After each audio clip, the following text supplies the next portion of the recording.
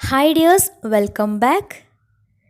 ഇന്നത്തെ സ്പെഷ്യൽ വൈകുന്നേര ചായയുടെ ഒക്കെ കൂടെ കഴിക്കാൻ പറ്റിയ ഒരു അടിപൊളി നല്ല ഹെൽത്തി ആയിട്ടുള്ള ഒരു നാടൻ സ്നാക്കാണ്. നല്ല ടേസ്റ്റാണ് കേട്ടോ ഇത് ഈ ഒരു സ്നാക്ക് കഴിക്കാനായിട്ട്. അപ്പോൾ ഇത് ഉണ്ടാക്കിയെടുത്തിട്ടുള്ളത് ഗോതമ്പ് നുറുക്ക് വെച്ചിട്ടാണ്. അപ്പോൾ ഗോതമ്പ് നുറുക്കിന് പകരം ഗോതമ്പായാലും മതിയാവും. പിന്നെ ഈ ഒരു രീതിയിൽ ഉണ്ടാക്കിയെടുക്കുകയാണെങ്കിൽ ഗോതമ്പ് നുറുക്കൊക്കെ ഇഷ്ടമില്ലാത്തവരും തീർച്ചയായിട്ടും കഴിച്ചു പോകും. അപ്പോൾ എല്ലാവരും തീർച്ചയായിട്ടും ഒന്ന് ട്രൈ ചെയ്ത് നോക്കാം. അപ്പോൾ വീഡിയോയിലേക്ക് കിടക്കുന്നതിന് മുന്നേ ആയിട്ട് ചാനൽ സബ്സ്ക്രൈബ് ചെയ്യാത്തവരുണ്ടെങ്കിൽ ഒന്ന് സബ്സ്ക്രൈബ് ചെയ്തേക്കണേ. തൊട്ടടുത്തുള്ള ബെല്ലൈക്കണും കൂടെ ഒന്ന് ക്ലിക്ക് ചെയ്യുകയാണെങ്കിൽ ഇനി ഞാൻ പുതിയ വീഡിയോസ് ഇടുമ്പോൾ അതിൻ്റെ നോട്ടിഫിക്കേഷൻസൊക്കെ പെട്ടെന്ന് തന്നെ കിട്ടുകയും ചെയ്യും. അപ്പോൾ ഈ ഒരു ഗോതമ്പ് കൊണ്ട് റെഡിയാക്കി എടുക്കാൻ വേണ്ടിയിട്ട് 1.5 കപ്പ് നുറുക്ക് ഗോതമ്പ് എടുത്തിട്ടുണ്ട്. ഇനി ഇത് ഒന്ന് കഴുകിയിട്ട് വെള്ളം വാർന്നതിന് ശേഷം ഒരു പാനിലിട്ടിട്ട് നന്നായിട്ടൊന്ന് വറുത്തെടുക്കണം. അപ്പോൾ കഴുകിയെടുക്കുമ്പോൾ ശ്രദ്ധിക്കുക, കൂടുതൽ സമയം വെള്ളത്തിലിട്ടിട്ട് കഴുകിയെടുക്കരുത്, കുതിർന്ന് പോവരുത്. പെട്ടെന്ന് തന്നെ കഴുകിയെടുക്കാൻ ശ്രദ്ധിക്കുക. പിന്നെ വെള്ളം നന്നായിട്ട് വാർന്നതിന് ശേഷം മാത്രം വറുത്തെടുത്താലും മതി.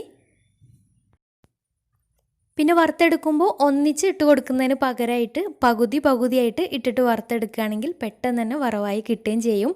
അപ്പോൾ ഈ ഒരു ഗോതമ്പ് നന്നായിട്ട് തന്നെ വറവായിട്ട് വരണം, നല്ല മൊരിഞ്ഞ് വരണം. അതുവരെ ഒരു മീഡിയം ഫ്ലെയിമിലിട്ടിട്ട് നന്നായിട്ട് തന്നെ വറുത്തെടുക്കാം. അപ്പോൾ കൈയെടുക്കാതെ തന്നെ വറുത്തെടുക്കുക. പെട്ടെന്ന് അടി പിടിക്കും, കരിഞ്ഞു പോവും. അപ്പോൾ അതൊന്ന് പ്രത്യേകം ശ്രദ്ധിക്കുക.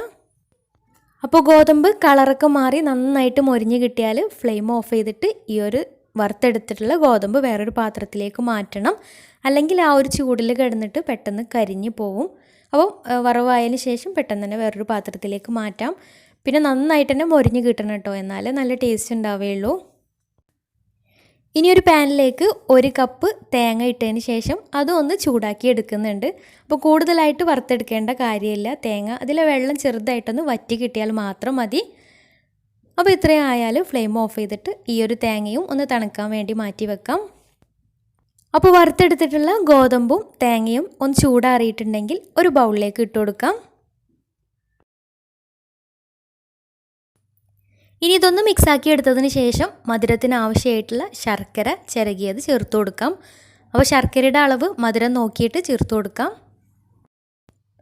ഇനി ഇവയെല്ലാം കൂടെ നന്നായിട്ടൊന്ന് മിക്സാക്കി എടുക്കണം. എന്നിട്ട് ചമ്മന്തിയൊക്കെ പൊടിച്ചെടുക്കുന്ന മിക്സിയുടെ ജാറിലേക്ക് അതിൽ നിന്ന് കുറച്ച് ഇട്ട് കൊടുക്കാം.